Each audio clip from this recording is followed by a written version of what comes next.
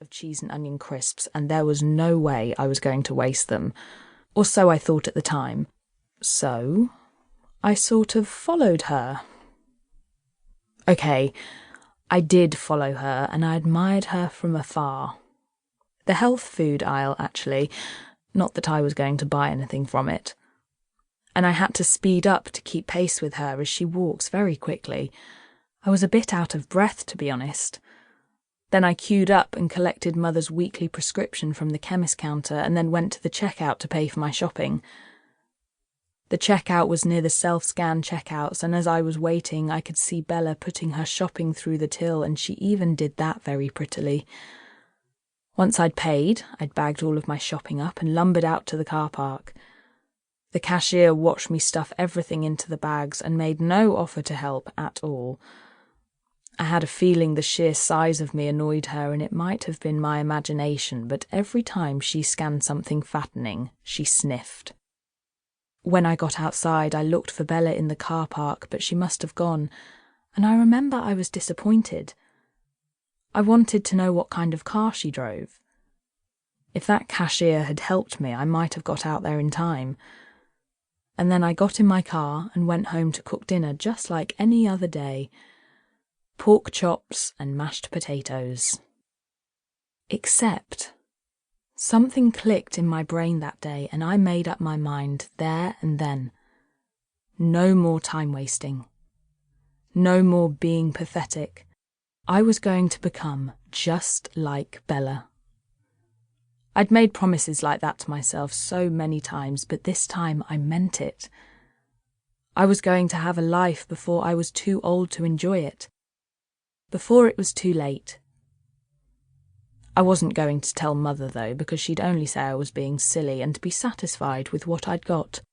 Be grateful for all the sacrifices she made for me. No. It was going to be my little secret.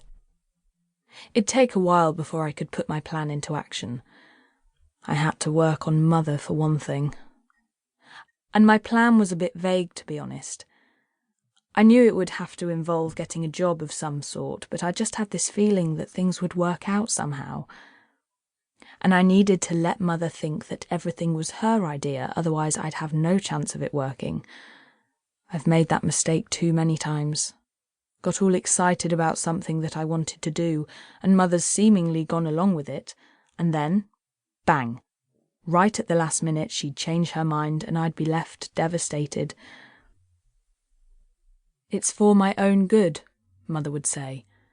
"It's all very well having these silly ideas about jobs and things, but who's left to pick up the pieces when it all goes wrong? Well, Mother, of course.